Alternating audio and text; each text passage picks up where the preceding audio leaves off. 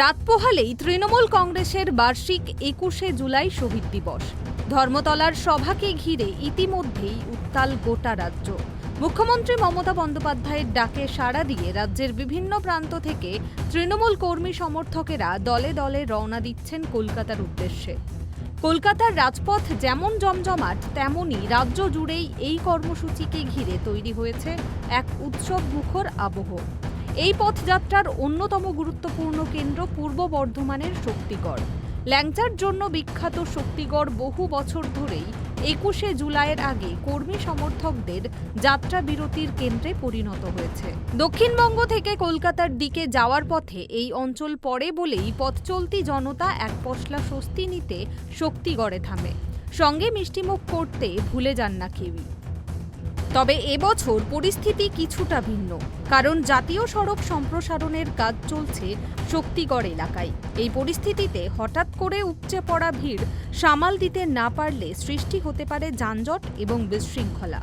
সেই সমস্যার আশু সমাধানে এগিয়ে এসেছে জেলা পুলিশ ও প্রশাসন। প্রশাসনের পক্ষ থেকে সিদ্ধান্ত নেওয়া হয়েছে জাতীয় সড়কের মূলধারে ভিড় এড়াতে শক্তিগড় বাইপাস লাগোয়া একটি খোলা মাঠে আয়োজন করা হয়েছে ল্যাংচা মেলা। এই মেলায় শক্তিগড়ের নামী ও জনপ্রিয় ল্যাংচা দোকানগুলো একত্রিত হয়ে পসরা সাজিয়ে বসবেন। এখানে কর্মী সমর্থকেরা সহজেই মিষ্টির স্বাদ নিতে পারবেন, আবার জাতীয় সড়কের ওপর যানজটের সমস্যাও হবে না।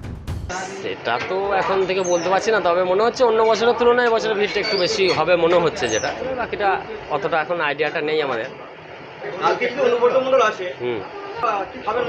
উনি এলে গরম কচুরি খান, মাঝে মধ্যে একটা করে রসগোল্লা খান, এক কাপ চা খান সুগার ফ্রি, ব্যাস এইটুকু। কচুরি খায় এখানে? হ্যাঁ, একটু কচুরি। আজকে সেই কচুরি তৈরি হবে?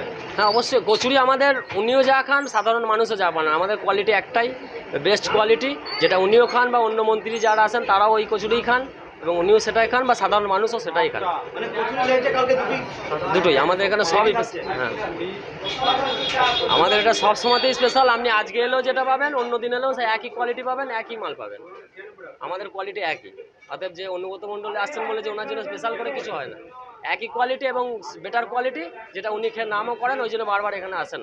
উনি কেন, অন্য মন্ত্রীরাও আসেন এখানে। ২১শে জুলাই উপলক্ষে আমাদের ল্যাংচার মার্কেটে হিউজ একটা ল্যাংচা বিক্রি হয়। সেই ল্যাংচার মার্কেট এবারে সেভাবে হবে না, কারণ হচ্ছে ওখানে একটা ব্রিজ হয়েছে, রাস্তা সংকীর্ণ হয়ে গেছে। তার জন্য প্রশাসনের তরফ থেকে এই ফাঁকা জায়গাটাকে সিলেক্ট করেছে, যাতে এখানে দোকানদাররা সুস্থভাবে আপনার ব্যবসা বাণিজ্য করতে পারে। ওখানে যানজটের ভয় আছে, সেই যানজটটাকে এড়াবার জন্য মার্কেটটা ঠিক জাস্ট আগে এখানে একটা বিরাট বড় জায়গার মধ্যে আপনার ফাঁকা মাঠের মধ্যে আপনার স্টল করে, হ্যাঁ, প্রশাসনের তরফ থেকে বিলি করা হয়েছে। কালকে সেটা অলরেডি আপনার লটারি হয়েও গেছে। দোকানদার এতে খুবই খুশি হয়েছে যে না, আমরা একই ছাদের তলে সবাই একসঙ্গে ব্যবসা বাণিজ্য করতে পারবো। ইতিমধ্যে ওই মেলার স্থান প্রস্তুত করে ফেলেছে জেলা প্রশাসন। পর্যাপ্ত নিরাপত্তা, ট্রাফিক নিয়ন্ত্রণ এবং শৌচাগার, জল পরিষেবাও ব্যবস্থা করা হয়েছে। থাকছে অস্থায়ী পার্কিংয়ের ব্যবস্থা। সব মিলিয়ে শহীদ দিবসের আগে শক্তিগড় যেন এক বিশেষ সামাজিক ও সাংস্কৃতিক মোড়কে নিজেকে সাজিয়ে নিচ্ছে। এবার শুধু অপেক্ষা, ধর্মতলার মঞ্চে মুখ্যমন্ত্রীর ভাষণ আর কর্মীদের স্লোগানে মুখর হবে কলকাতা।